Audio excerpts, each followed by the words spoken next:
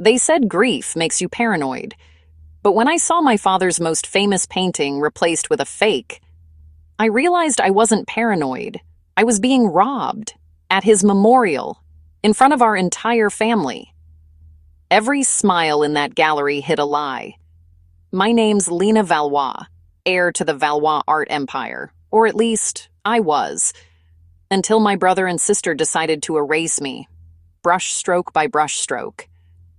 3 paintings gone, 2 forgeries on the walls, and 1 devastating message on my phone.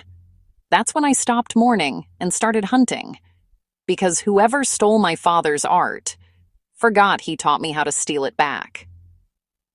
The night of his memorial, I walked into the Valois gallery expecting grief, but what I found was a crime scene dressed in silk. I stared at his paintings instead, every color, every brushstroke, waiting for the grief to hit. But grief never came. Something else did.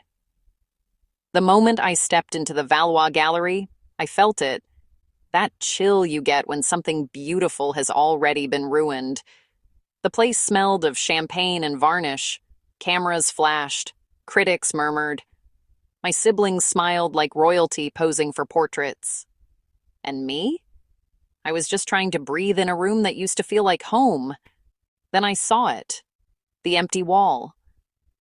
Right where the sky at noon, Father's masterpiece, had always hung. A blank space stared back at me, lit by a lonely spotlight. A single card beneath, it read, "Temporarily removed for restoration." My pulse started climbing. I walked closer, ignoring the stares. The air was heavy with polite lies. Behind me, Marcel's voice, soft, smooth, rehearsed. "Lena, don't be dramatic. You know how fragile the painting was." He smiled the way only guilty men do, too calm, too patient. But I'd spent my childhood in this gallery, fallen asleep under those canvases. And that painting? That sky was angled exactly 3 degrees upward. This one wasn't. It wasn't missing. It had been replaced. My fingers went cold as I scanned the other walls. Another copy, and another, slightly off, colors wrong, shadows flat. They thought I wouldn't notice. My sister Elena laughed lightly behind her glass of wine. "You're seeing ghosts, Lena. Maybe grief is making you paranoid." Grief? No. This was betrayal wearing lipstick. Then my phone buzzed. A message from an unknown number. "You'll never see the originals again. They belong to us now." I froze. My throat went dry, the way it used to when Father raised his voice. But he wasn't here to fix this. I looked at my family, smiling for the cameras, basking in inherited glory. They didn't see me anymore. They'd already erased me from the frame, but I wasn't going quietly. If they'd stolen my father's art, I'd steal something back. Their peace, their secrets, their reputations. I took one last look at the blank wall. The spotlight hummed, and I whispered to no one, "Let's see how perfect they look when the lights go out." I didn't sleep that night. Instead, I sat in Father's old study, the one Marcel claimed he needed for estate management, and I started digging. 3 a.m. Coffee gone cold. My hands shaking as I pulled up shipping manifests on the gallery's antiquated database that Marcel thought he'd locked me out of. He hadn't changed the password. Still Father's birthday. Predictable. The records loaded slowly, each line a potential betrayal waiting to be confirmed. And there it was. The Sky at Noon, shipped to Geneva storage facility, March 15th. 2 weeks before Father died. My jaw clenched so hard I tasted copper. March 15th. The day Marcel told me Father wanted privacy and sent me back to New York, I clicked through more files. Woman in Blue, relocated April 2nd. The Harvest Moon, relocated April 9th. One by one, my father's life's work had been systematically stripped from these walls while I was kept away. My vision blurred. Not from tears, from rage so hot it felt like my skull might crack open. I grabbed my phone and started taking screenshots. Every manifest, Every signature, every customs document with Marcel's looping handwriting authorizing the temporary relocation for insurance purposes. Then I found something that made my blood run cold. A loan application. Marcel's name, secured against estimated value of inherited artwork, amount requested, $4.2 million status, approved. Date, March 10th, 5 days before the first painting left the gallery. He'd mortgaged Father's art before Father was even dead. My hands weren't shaking anymore. They were perfectly still, the way a predator goes quiet before striking. I heard footsteps in the hallway, expensive shoes on marble. The door opened. Marcel stood there in his silk robe, expression shifting from surprise to carefully constructed concern. "Lena, it's 4 in the morning. Are you all right?" I looked at him, really looked, at his Rolex catching the desk lamplight, at the way his left eye twitched when he lied. "Tell me about Geneva," I said. His face went carefully blank. "What about Geneva?" "The storage facility, where you sent Father's paintings, in March." He laughed, actually laughed. "Those needed climate-controlled storage, Lena, for their protection. I understand $4.2 million. The laugh died. His jaw tightened. For just a second, I saw something ugly flash across his face. Panic wearing a mask of contempt. "You've been going through private estate documents. That's my inheritance you used as collateral." "Our inheritance," he corrected, voice dropping to that patronizing tone. "And I was protecting it. Those paintings needed proper storage." "Then why not tell me?" "Because you were emotional, unstable. Father's death hit you hard, and frankly, Lena, you weren't in a state to make rational decisions." "About my own legacy?" We stared at each other. The air between us felt sharp, dangerous. Then Elena's voice from the doorway. "Is everything all right?"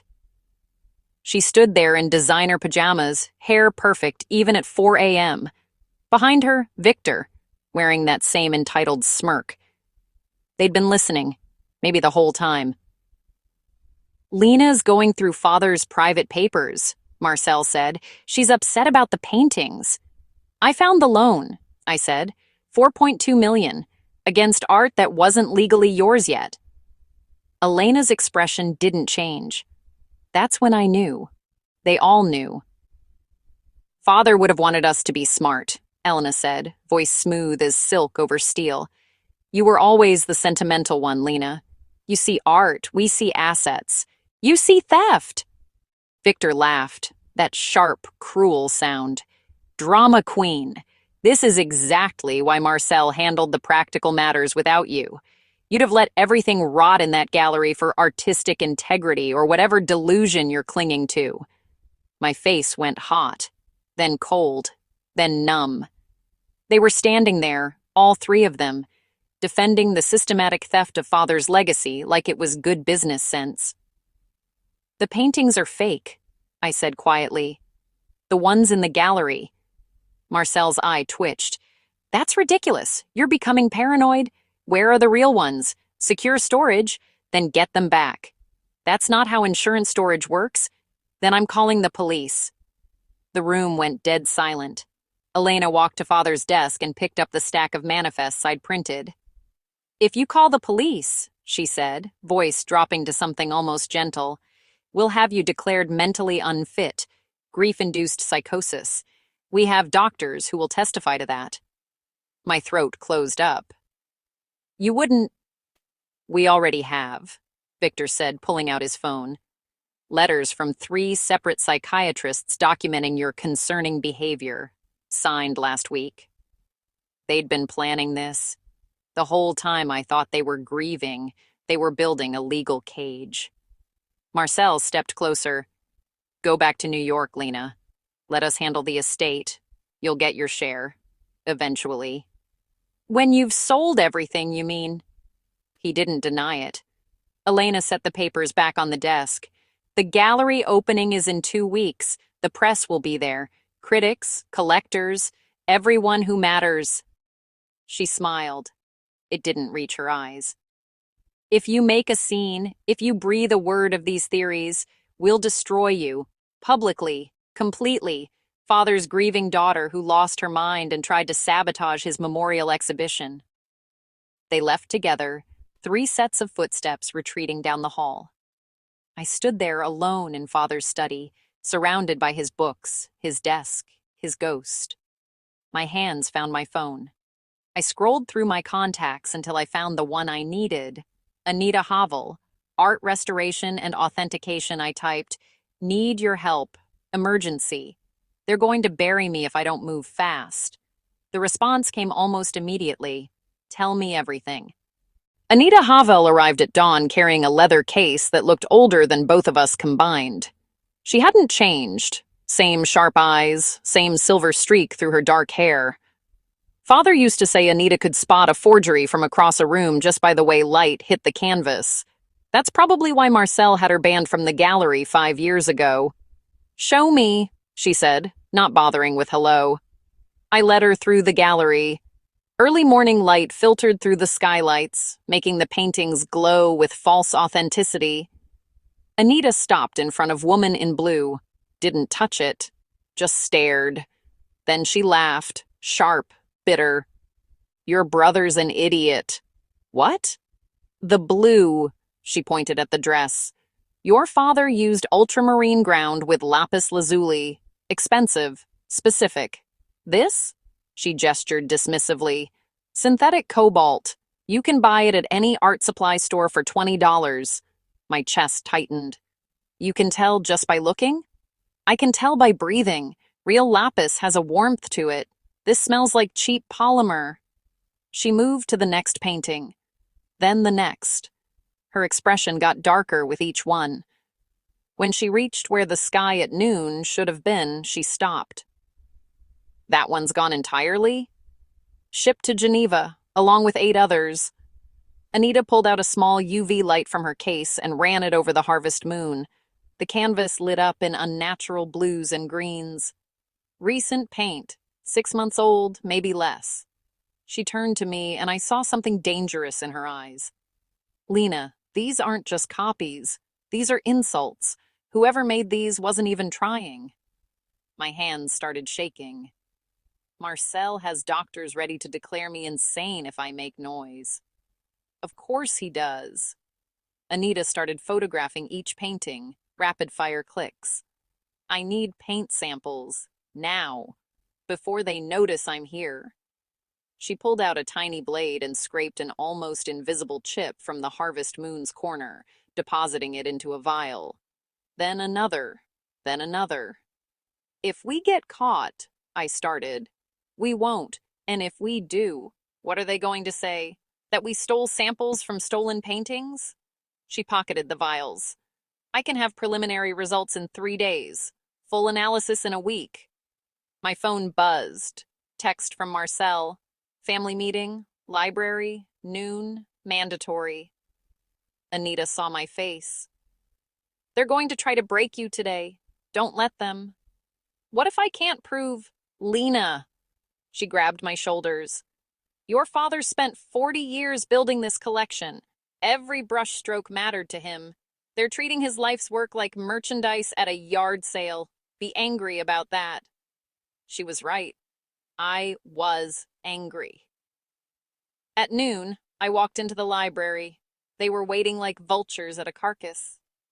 Marcel sat in Father's chair. Elena perched on the desk in a white pantsuit. Victor leaned against the bookshelf, scrolling through his phone, bored already. "Lena."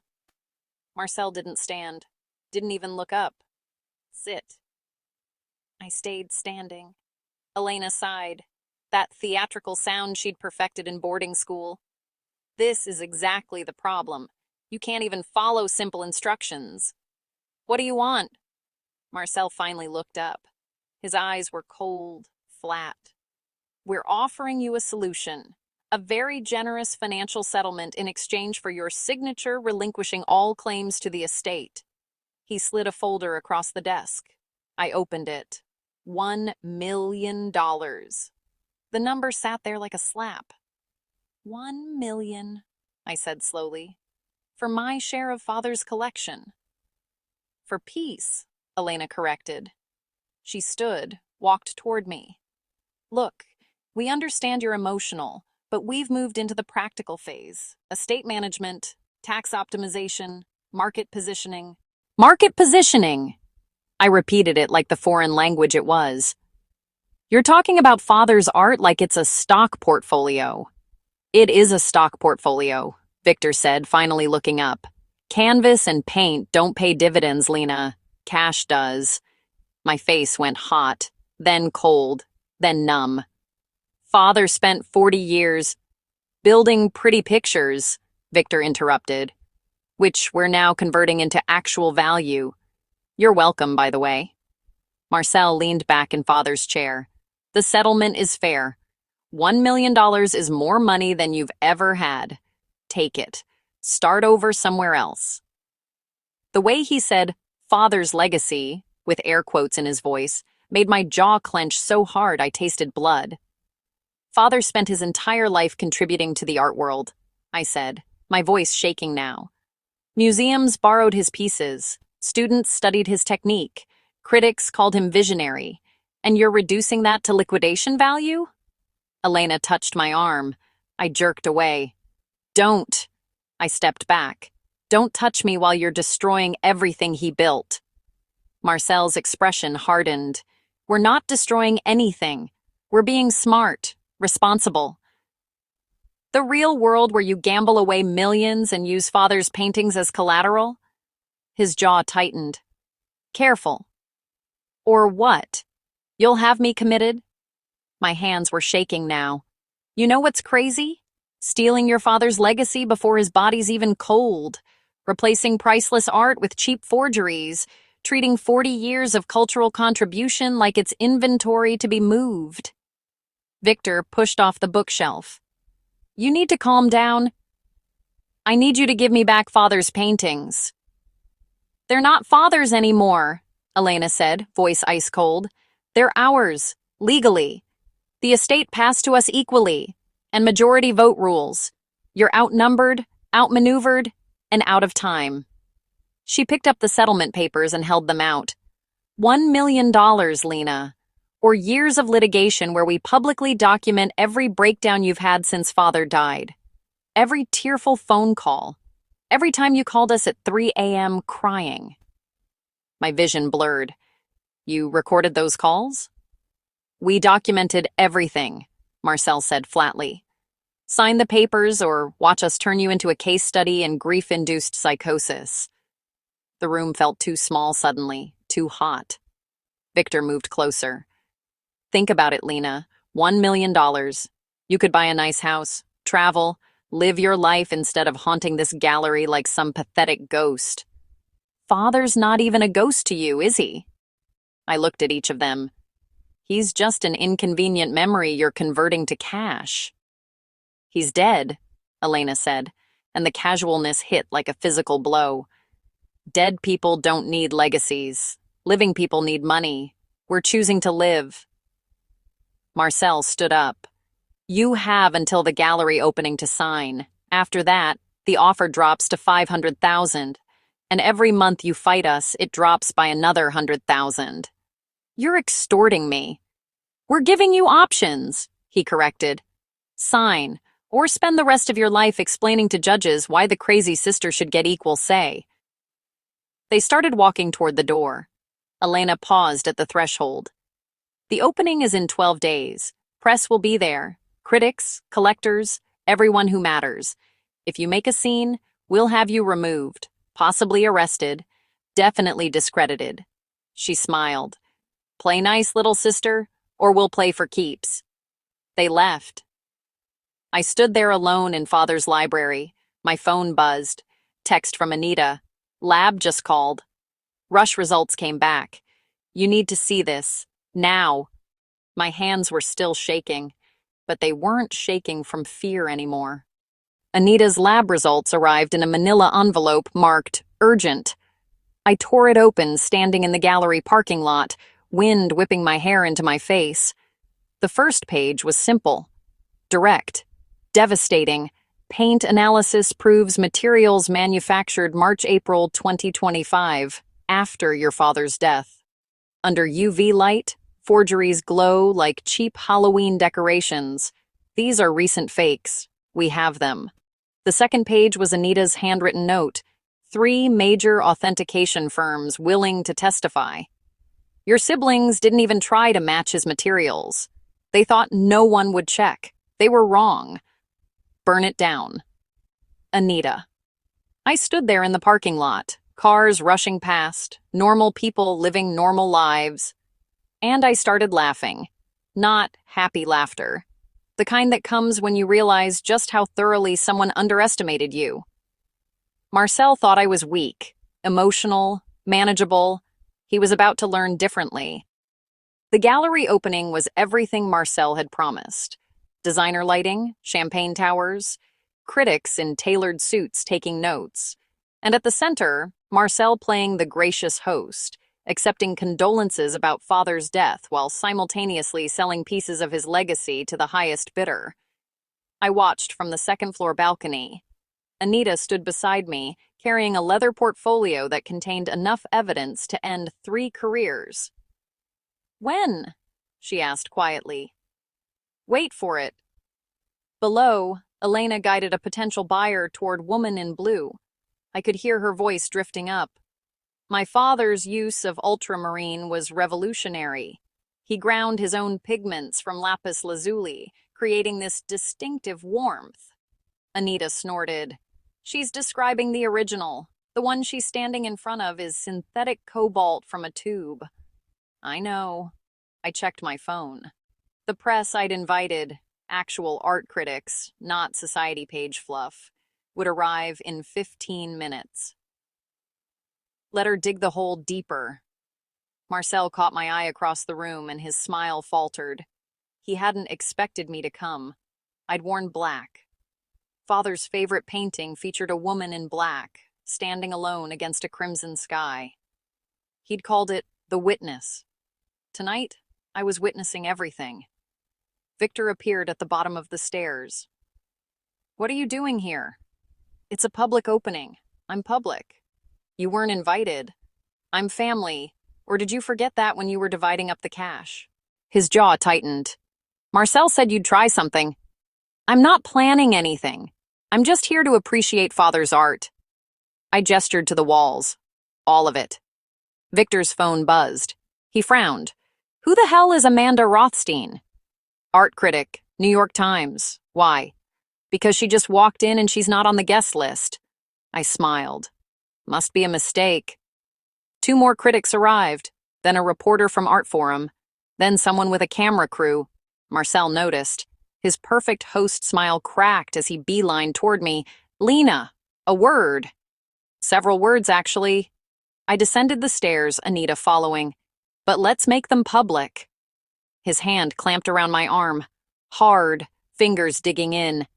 "Get your hands off me!" My voice cut through the gallery like a gunshot. Every conversation stopped. Every head turned. Marcel's grip loosened in shock. I yanked my arm away, making sure everyone could see. "Don't you dare touch me!" I said, loud enough for the back row. "You've been grabbing at Father's legacy for months. You're done grabbing at me." Elena materialized from the crowd, face tight with rage. "What did you do?" "I invited some real critics, the kind who'll notice when something's wrong." Amanda Rothstein approached, notebook in hand. "Ms. Valois?" "Amanda Rothstein, NYT. Your assistant said you had something urgent about the collection?" "That would be me," Anita said. "Art authentication specialist. I've been analyzing the collection." Marcel's face went white. "There's nothing to analyze," he said quickly. "Everything here is authentic." I spotted the microphone near the speaking podium. I walked over and grabbed it. The feedback screeched through the speakers. Everyone was watching now, cameras up, recording. "Is it?" My voice boomed through the gallery. "Because according to independent lab analysis, at least 9 paintings in this gallery are forgeries. Recent forgeries, made after my father's death." The conversations died completely. The champagne glasses stopped clinking. Amanda's pen moved across her notebook. Forgeries? Can you prove that? We can. Anita stepped forward, opening her portfolio. Lab results from 3 independent firms. The paint is brand new, manufactured this year. Under UV light, these fakes glow like cheap Halloween decorations. And we have shipping manifests proving the originals were removed before my father died. More reporters crowded around, more cameras. Marcel reached for the microphone. I stepped back. This is slander. I'll sue. Sue with what? I turned the microphone on him. The $4.2 million you borrowed against art you didn't own? The money you spent paying off gambling debts while telling me to be financially responsible? His face went crimson. Elena tried to grab the microphone. I dodged her. Don't, I said into the mic. Don't touch me. Don't gaslight me. Don't tell me I'm crazy or emotional or too sentimental about Father's legacy. I turned so the cameras could see all of us. These paintings meant everything to him. My voice echoed off the walls. 40 years of work, of contributing to the art world, of teaching, of inspiring. And you 3 stripped them like parts from a car, replaced them with cheap copies, and tried to pay me off to keep quiet. Victor pushed through the crowd. She's having a breakdown. I'm having a breakthrough. I kept the microphone close. See, I spent weeks thinking I was going crazy, questioning myself, wondering if grief made me paranoid. That's what you wanted, wasn't it? Keep me off balance while you liquidated everything. Amanda was recording. So was half the room. Marcel's face went purple. You're destroying Father's reputation. You made the spectacle. I pointed at Woman in Blue. That painting? Cheap synthetic paint. Father used hand-ground materials worth thousands. You think he'd want his life's work replaced with knockoffs to pay your debts? The estate is ours to manage. The estate was Father's legacy to preserve. My voice cracked but didn't break. Not liquidate, not cash out, preserve. That's why he built this place instead of selling everything while he was alive. Silence. Complete silence except for the microphone hum. Then Amanda asked, "Where are the original paintings now?" Marcel's mouth opened, closed. He looked at Elena. Elena looked at Victor. Geneva, I said clearly into the microphone. Storage facility. Being held as collateral against loans my brother took out using art he didn't own yet. Some have probably already been sold privately. That's not, Marcel started. I have the documents. I held up Anita's portfolio. Shipping manifests, loan applications, customs paperwork, all of it. And I'm filing a formal complaint with the FBI. These paintings are part of cultural heritage. Their sale under fraudulent circumstances is a federal crime. The room erupted, reporters shouting questions, collectors backing away. Elena's mask cracked. You selfish bitch. Do you have any idea what you've just done? Yes! I turned the microphone toward her. I stopped you from destroying the only thing Father ever asked us to protect. Marcel lunged for the microphone. I sidestepped. You think you've won? We'll bury you in legal fees. I don't want pennies. I want Father's paintings back. They're gone, he hissed. Some are already sold. Others are promised to buyers. Actually, Anita interrupted loudly, we can. The FBI's art crime team is very good at tracking stolen cultural property. She held up her phone. I contacted them 3 days ago. They've already frozen the Geneva accounts pending investigation. The color drained from Marcel's face. You didn't. We did. I lifted the microphone higher. And they're very interested in your loan applications. Falsifying ownership claims on a multi-million-dollar art collection carries serious federal charges. Elena made a sound like a wounded animal. Our careers, the gallery, you ruined it. The microphone screeched. The moment you put profit over legacy, the moment you decided Father's contribution mattered less than your bank accounts. Security arrived, but they weren't there to remove me. They were there to secure the premises for the FBI investigation. Amanda was still taking notes. This is going to be front page. Good, I said into the microphone one last time. Let everyone see what they did. I set the microphone down. It landed with a thud that echoed through the speakers. Marcel tried to lunge at me. Victor caught him. Elena was crying, ugly tears that ruined her perfect makeup. And me? I felt nothing but cold satisfaction. The originals, I said to Anita, voice hoarse from shouting. Can we get them back? With FBI involvement? Absolutely. I looked around the gallery one last time, at the forgeries on the walls, at my siblings surrounded by security, at the reporters documenting everything. Father used to say every painting tells a story. Tonight, the story was about justice, and I was writing the ending. 6 months later, I stood in Father's gallery watching movers carefully rehang the sky at noon. The FBI had recovered 11 of the 13 stolen originals. 2 were still missing. But 11 was enough. The gallery was mine now. Marcel faced federal charges. Elena lost her art dealer license. Victor was banned from every major auction house. Their careers, destroyed. Their reputations, ruined. Their freedom, pending trial. My phone buzzed. Email from Amanda Rothstein. Article going live in 10 minutes. The expose, 6 months of investigation. The full story of how 3 heirs looted their father's legacy while gaslighting the 4th into silence. Another buzz. Text from an unknown number. You destroyed our family. I typed back, no, you destroyed yourselves. I just turned on the lights. Send. The painting was positioned now. Perfect. The Sky Father had spent 6 months capturing, finally back where it belonged. Because that's what you do when something matters. When someone's life's work deserves more than being liquidated for gambling debts and designer clothes, you fight, you document, you refuse to be gaslit into silence. Father used to say every painting tells a story. Mine told a story about what happens when the invisible daughter finally refuses to disappear. And honestly, I'd tell it the same way again. So tell me, was I right to destroy my entire family to save my father's legacy? Or should I have just taken the money and walked away? Drop your answer in the comments. I want to know what you would have done. And if you're here for more stories about families who underestimated the wrong person, hit that subscribe button. Because trust me, this isn't the only time someone thought they could get away with it. Next video is already queued up. Another betrayal, another reckoning. Click it now.